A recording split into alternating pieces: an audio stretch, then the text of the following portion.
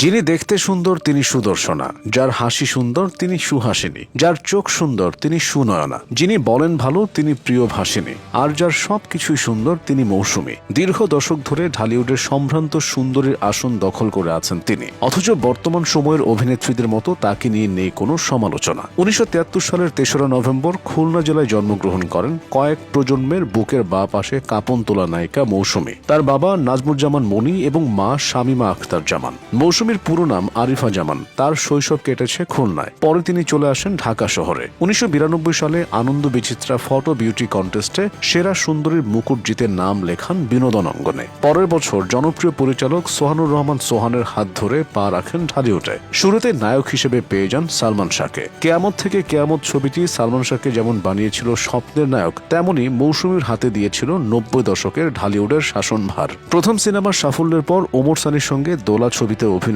করে পায়ের তলার মাটি আরও শক্ত করে নেন মৌসুমী। এরপর সালমানের সঙ্গে স্নেহ ও দেড়মোহর ছবি দিয়ে পরিণত হন ঢালিউডের শীর্ষ নায়িকায়। 00 দশকেও তার জনপ্রিয়তা ছিল আকাশচুম্বী। এ দশকের শুরুতেই মেঘলা আকাশ সিনেমা দিয়ে তিনি ঘরে তোলেন জাতীয় চলচ্চিত্র পুরস্কার। এরপর তারকাটা ও দেবদাস সিনেমা দিয়ে আবারও বগল দাবা করেন 2টি পুরস্কার। ওমর সানি, রুবেল, মান্না, বাপ্পারাজ, ইলিয়াস কাঞ্চন কিংবা সালমান শাহ প্রত্যেকের সাথে জুটি বেঁধেছেন মৌসুমী। উপহার দিয়েছেন অসংখ্য ব্যবসা সফল সিনেমা। তার কাঁধে ভর করে অনেকে পেয়েছেন জনপ্রিয়তা, কিন্তু তিনি কারো উপর নির্ভরশীল হননি। সৌন্দর্য ও অভিনয় দক্ষতা দিয়ে লাইট ক্যামেরা অ্যাকশনের দুনিয়ায় পাল্লা দিয়ে চলেছেন শাবানা, ববিতাদের মতো হেভিওয়েট নায়িকাদের পাশাপাশি। ক্যামেরায় নিজেকে বারবার ভেঙেছেন মৌসুমী। প্রতিনিধিত্ব করেছেন মধ্যবিত্ত বাঙালি তরুণীর, আবার কখনো শারীরিক আবেদনেও দর্শকদের জমিয়ে দিয়েছেন। শুধু তরুণদেরই বুকের বা পাশের রানী ছিলেন না মৌসুমী। 90 দশকে তরুণীদের সর্বাঙ্গেও জড়িয়েছিল তার নাম। মৌসুমী জামা, মৌসুমী হাতা,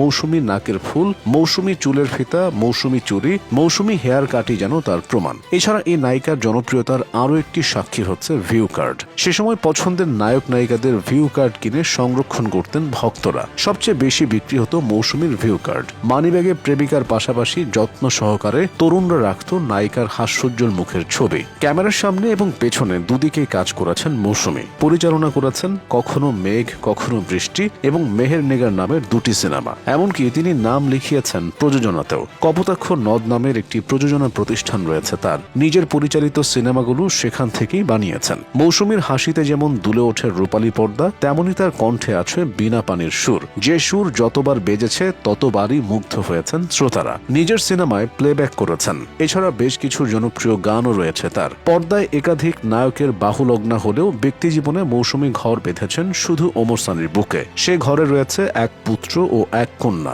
1995 সালে জনপ্রিয়তার তুঙ্গে থাকা অবস্থায় বিয়ের পিঁড়িতে বসেন মৌসুমী। সংসারে ঢুকে নায়িকাদের জনপ্রিয়তায় ভাটা পড়লেও তার ক্ষেত্রে এমনটি হয়নি, বরং আগের মতো জনপ্রিয়তাকে অনুগত করে একের পর এক সিনেমায় লাভের মুখ দেখিয়েছেন প্রযোজকদের। হাতে গোনা কয়েকটি সিনেমায় অভিনয় করলেও সালমান শাহ মৌসুমী জুটি বহন করে বিশেষ আবেদন। ঢালিউডে জায়গা করে নেওয়ার যুদ্ধে তারা ছিলেন সহযোদ্ধা। একই সঙ্গে পেয়েছেন রাজত্ব করার সনদপত্র। দুজনের মধ্যকার বন্ধুত্বও ছিল গভীর। মৌসুমীর জ্বর এলে ভালো লাগতো না সালমানের, আবার সালমানের কিছু হলে মন খারাপ থাকতো মৌসুমীর। মৌসুমী জানিয়েছিলেন ছোটবেলায় তিনি ও সালমান শাহ পড়তেন একই স্কুলে।